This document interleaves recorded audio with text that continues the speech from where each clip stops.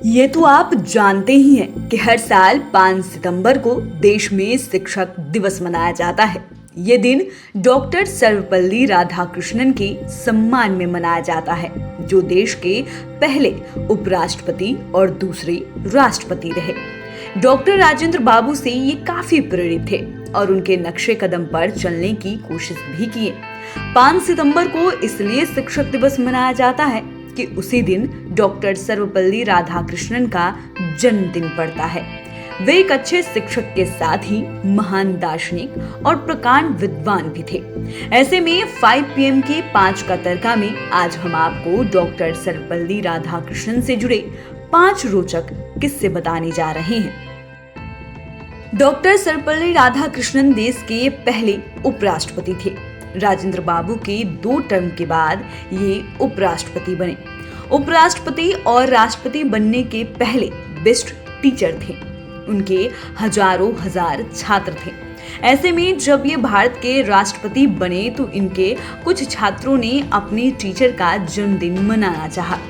पहले तो इन्होंने ऐसा करने से मना कर दिया, लेकिन छात्रों के नहीं मानने पर राधाकृष्णन ने कहा कि यदि मेरा जन्मदिन ही मनाना है तो उसे शिक्षक दिवस के रूप में मनाओ। यदि ऐसा करते हो तो ये मेरे लिए गर्व की बात होगी। तब से देश में शिक्षक दिवस मनाने की शुरुआत हुई और हर 5 सितंबर को इसे आज भी छात्र व शिक्षक धूमधाम से मनाते हैं।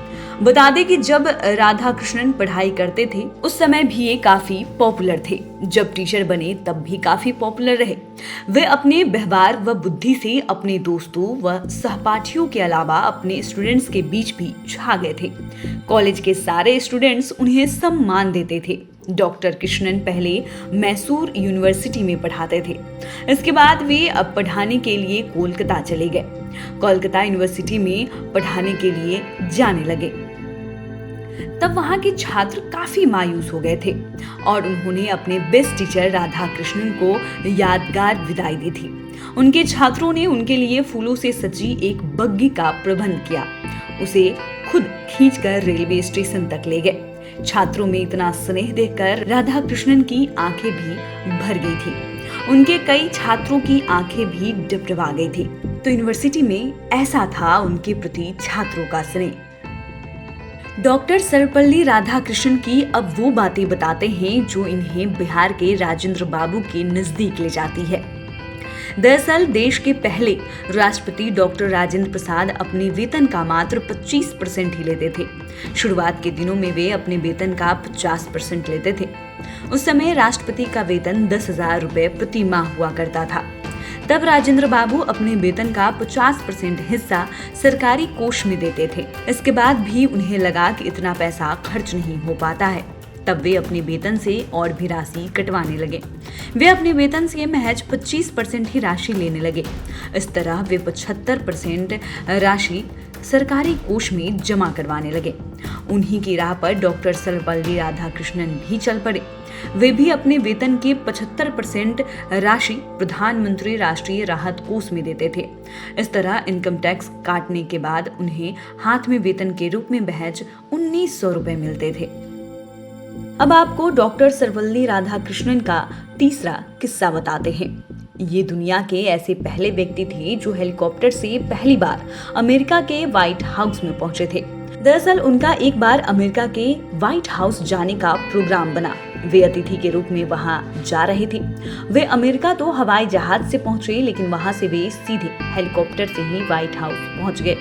इसे लेकर सुरक्षा बढ़ा दी गई थी, लेकिन उनके हेलीकॉप्टर से सीधे व्हाइट हाउस पहुंचने के बाद उनके नाम से अनोखा विश्व रिकॉर्ड बन गया। दरअसल इसके पहले दुनिया का कोई भी व्यक्ति या अतिथि हेलीकॉप्टर से व्हाइट हाउस नहीं पहुंचा था। इतना ही नहीं, एक बार तो इन्होंने मशहूर क्रांतिकारी, राजनीतिक विचारक और कम्युनिस्ट दल के नेता माओ की गाल थपथपा दी थी। ये वाकया 1997 का है। तब वे डॉक्टर सर्वपल्ली राधाकृष्णन चीन की यात्रा पर गए थे। चीन दौरे के क्रम में ही उन्होंने माओ से मुलाकात की। इस दौरान उस समय लोग हतप्रभ रह गए जब इन्होंने उनकी गाल पर प्यार से थपकी दे दी। फिर का वहां मौजूद हर लोग सन्न रह गए थे। सब एक दूजे का चेहरा देख रहे थे। यहाँ तक कि माओ भी हतप्रभ रह गए थे। लेकिन राधा कृष्णन ने ये कहकर सभी का दिल जीत लिया कि वो उनसे पहले स्टालिन और पोप के साथ भी ऐसा कर चुके हैं। उसके बाद वहां पर मौजूद लोग हंस पड़े। राष्ट्रपति भवन देखने की इच्छा किसे नहीं होती है, और उतनी ही इच्छा राष्ट्रपति से मिलने की भी होती है।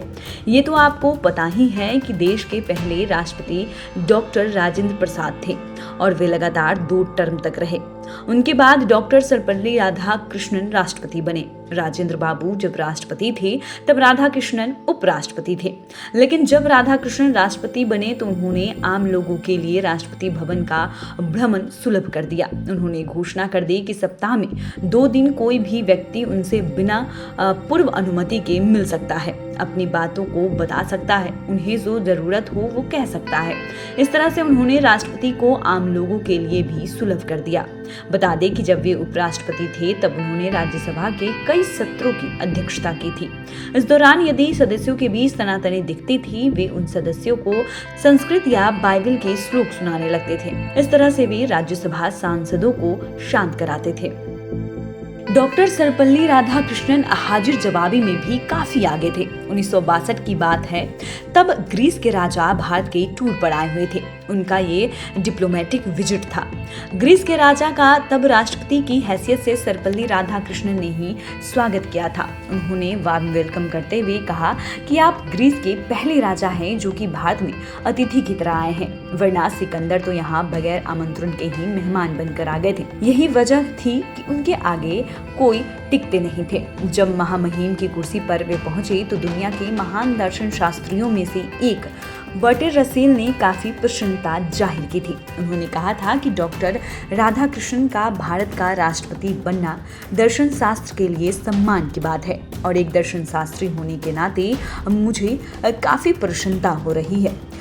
प्लेटो ने दार्शनिकों के राजा बनने की इच्छा जताई थी, और ये भारत के लिए सम्मान की बात है कि वहाँ एक दार्शनिक को राष्ट्रपति बनाया गया है। बता दें कि गुरु शिष्य की अनूठी परंपरा के प्रवर्तक रहे डॉक्टर राधाकृष्णन ने 40 वर्षों तक शिक्षक के रूप में कार्य किया था। उन्हें 27 बार नोबेल पुरस्कार के लिए नामित किया गया था। 1954 में उन्हें भारत रत्न से सम्मानित किया गया। इतना ही नहीं, BHU में वे वर्ष 1939 से 1948 तक वाइस चांसलर रहे थे।